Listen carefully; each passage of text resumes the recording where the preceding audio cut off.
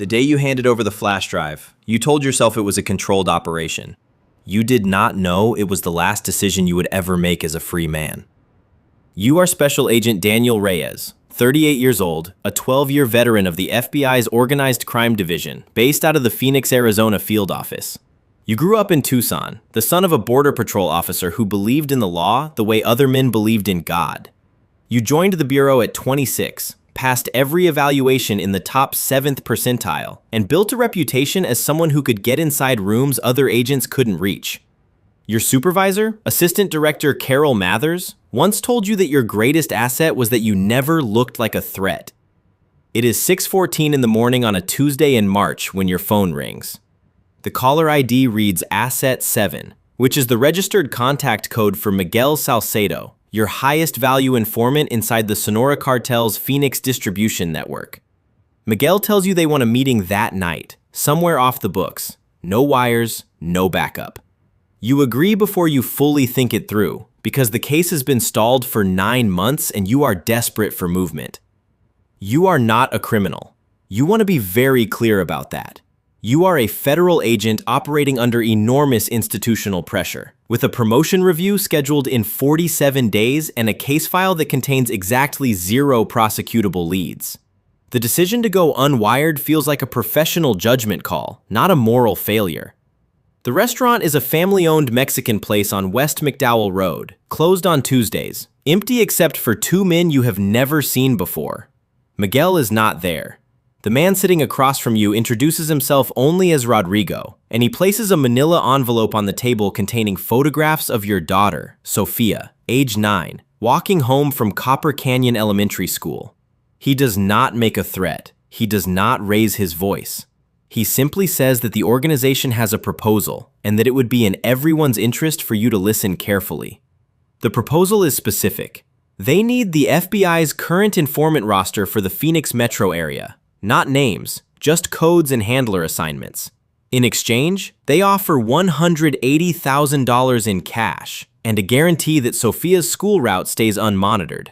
You stand up to leave, and Rodrigo slides a second envelope across the table, this one containing a recording of you and Miguel discussing how you had fabricated a witness statement 18 months earlier to keep the investigation alive. You sit back down. You drive home that night doing exactly the speed limit the entire way. Your wife, Lauren, is asleep when you get in, and you stand in the doorway of your daughter's room for 4 minutes and 11 seconds watching her breathe. You do not sleep. By 4 o'clock in the morning, you have already begun to rationalize what you are about to do. You are not a corrupt agent. You want to understand that distinction. You are a father who has been cornered by a system that rewarded your ambition without protecting you from its consequences.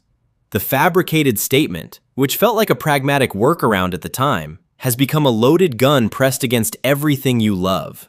You are not choosing the cartel over your country. You are choosing your daughter over an abstract ideal. The first delivery happens on a Saturday. You transfer the coded informant data to a burner phone and leave it in a gym bag inside a locker at the Desert Sky YMCA on 51st Avenue.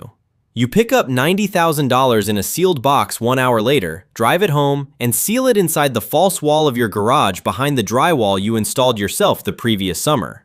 Lauren thinks you have been running weekend errands. She asks why you seem distracted. You tell her the case is getting heavy. For 63 days, nothing happens. No arrests, no contact, no acknowledgement. You begin to believe, genuinely, dangerously believe, that it is over. You return to the office, file routine reports, attend Sophia's spring recital, and eat dinner at the kitchen table with your family 4 nights a week like a man who has nothing to hide. Then, Rodrigo calls again. This time the ask is larger. They want advance notice on a planned raid. Just the date, just the location, nothing else.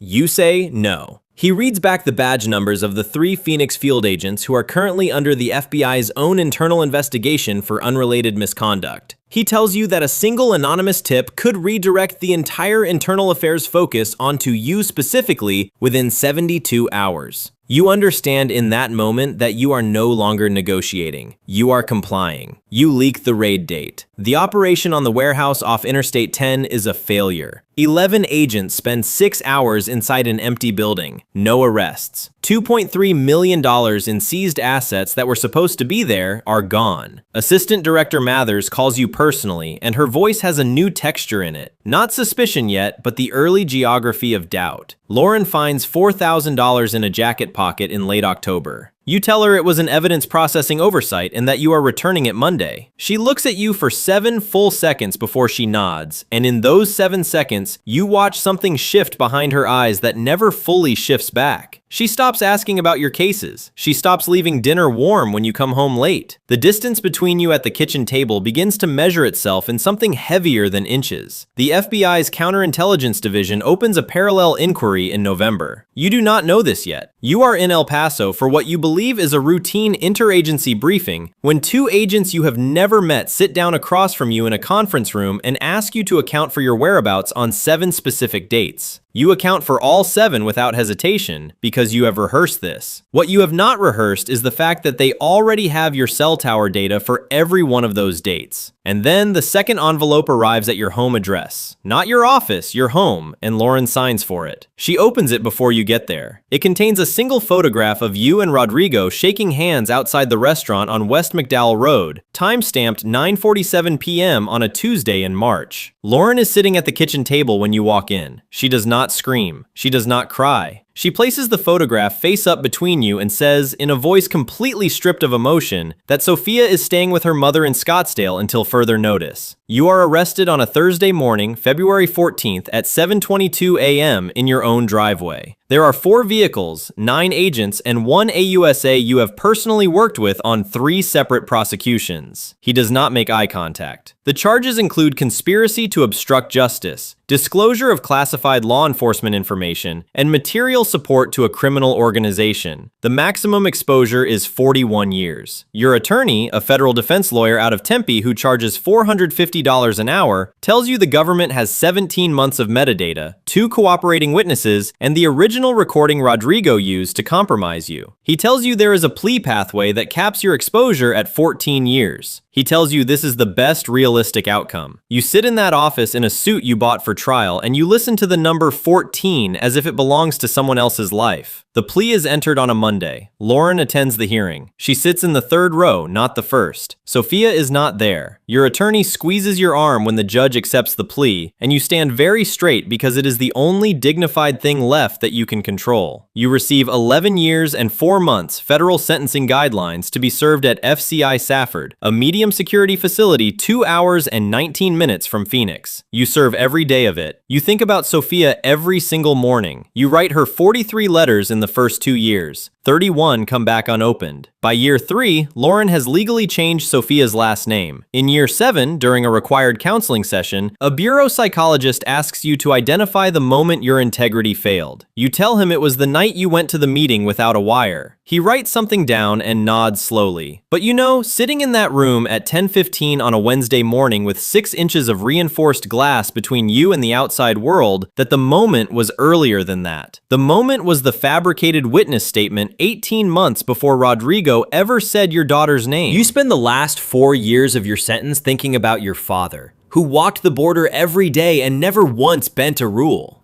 You told yourself you were different from corrupt agents because your reasons were better. You told yourself that a father protecting his child occupied a separate moral category from a man simply choosing money. What you understand now, in the silence of year 11, is that Rodrigo never had to threaten Sophia. He only had to find the thing you had already done wrong and hold it up to the light.